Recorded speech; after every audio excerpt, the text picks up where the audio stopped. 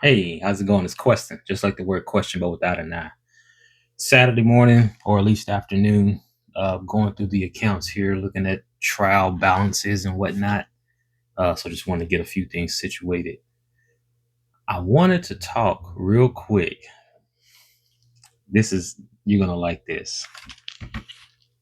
I heard this phrase this week. I thought probably, it was probably the funniest phrases I've heard in a long time. I'm going to read it real quick.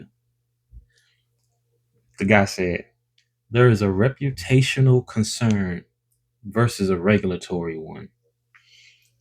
Now, to me, that phrase just it's just a chef's kiss of professionalism of nah, we ain't messing with you. It was very interesting.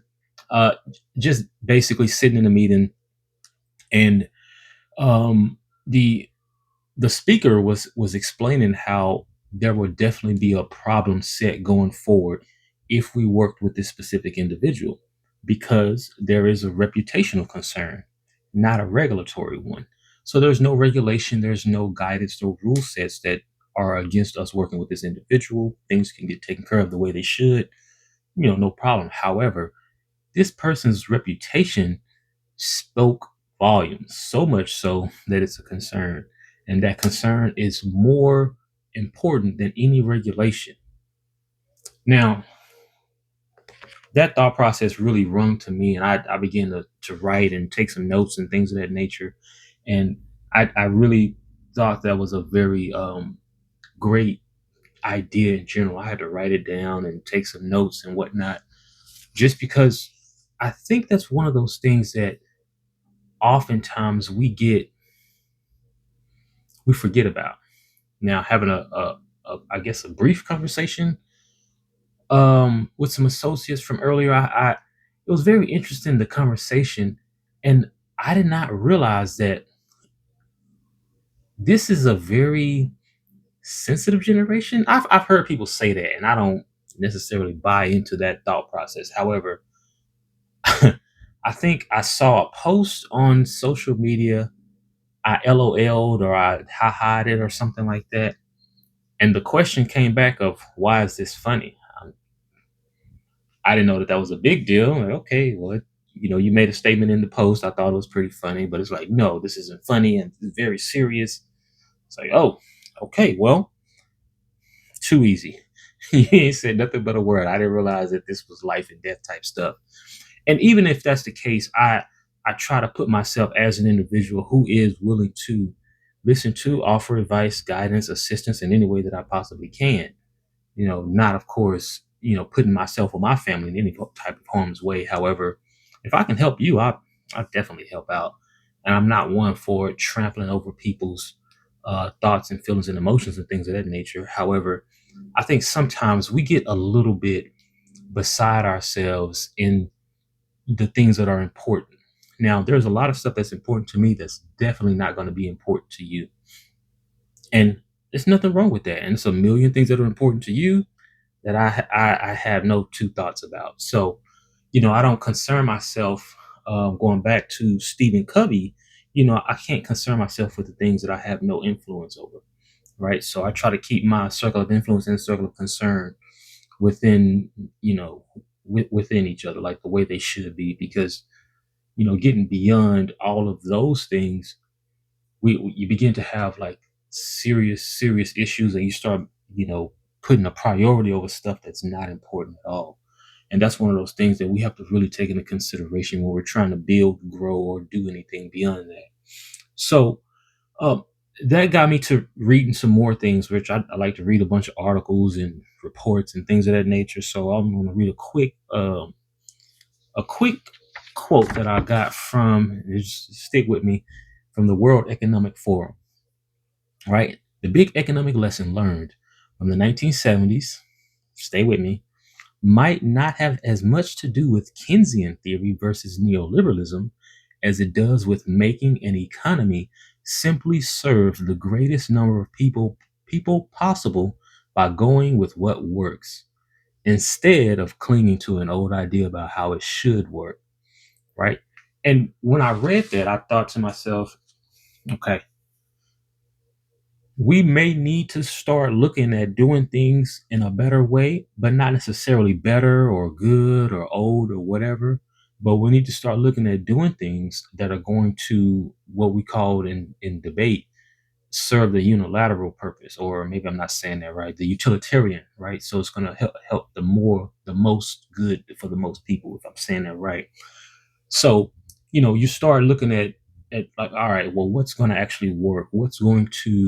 How are we going to get to the solution? Having a conversation with a friend earlier, we were talking about how a lot of the times in organizations, we get stuck on the process that's going to get us to the solution. All right, well, I don't like this process. I don't like that process.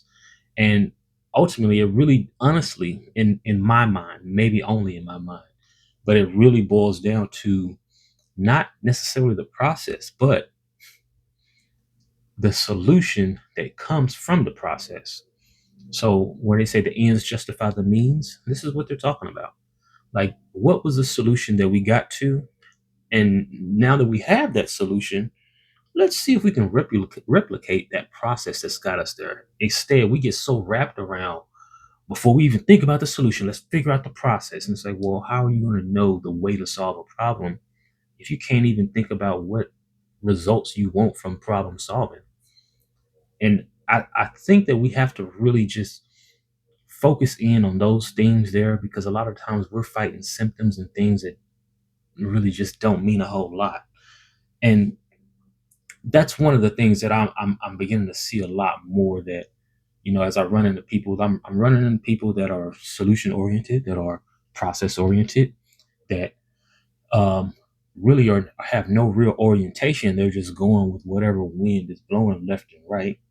I try to steer away from those people. In that brief conversation, that was where I realized I was going.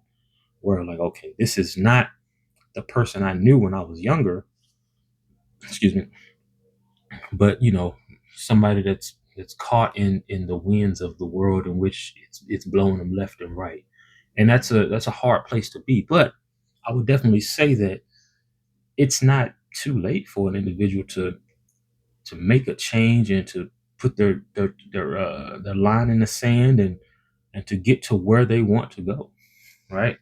So I was thinking about this framework, and I've noticed lately a lot of my processes, my thinking, a lot of that stuff is, and I say processes because you still do need processes, but the goal is to not get caught up in the process in and of itself, and that's really what my point is. But I was thinking of this triple C framework. It's triple C because it's three C's, but it's connect, create, and then contribute, right? And I stole this from I think, shoot, I can't think. Maybe Neville Goddard, Myron Golden. I watch a lot of people, so I don't know. But basically, use the triple C framework. You want to connect, you want to understand the real pain, build trust, gather insight directly from who you're speaking with, dealing with, create, deliver a solution with precision, build efforts that feel custom fit, and then you contribute, build value beyond the sale, create long term loyalty and community through meaningful value. I don't know, a lot of stuff. We're fighting against ourselves in a lot of different ways, and ultimately, we really want to connect with somebody. We want to create. This is all of this stuff is going to lead to a fulfilling process, and we want to contribute. Not just to ourselves, but to our families, to our communities, things of that nature. And so we have to really start looking at, in order for me to do that, what do I have to do to start where I really want to be?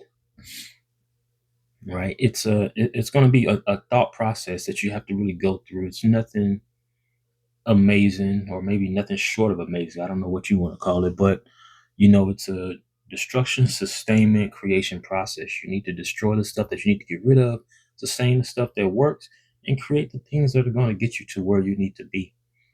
You know, when we begin to really focus in on what it is that we have to get done, what it is that we want to get done, what we want to accomplish, and then most importantly, the mission and purpose in which we have been sent and brought to this place, this existence.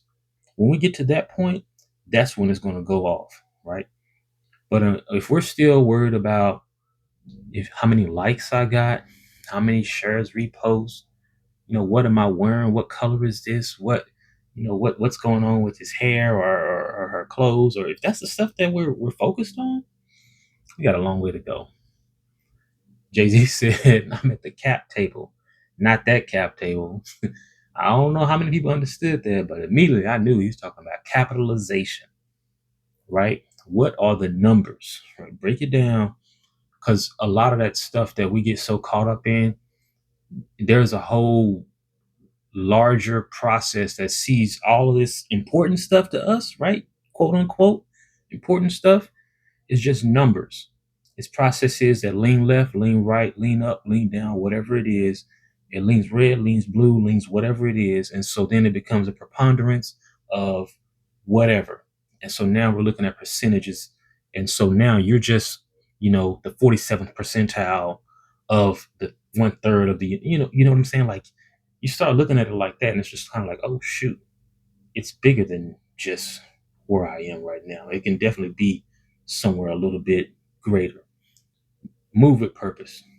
Again, I'm gonna go and get on out of here. I'm questioning just like the word question, but without an I. You enjoy yourself. Y'all have a good one.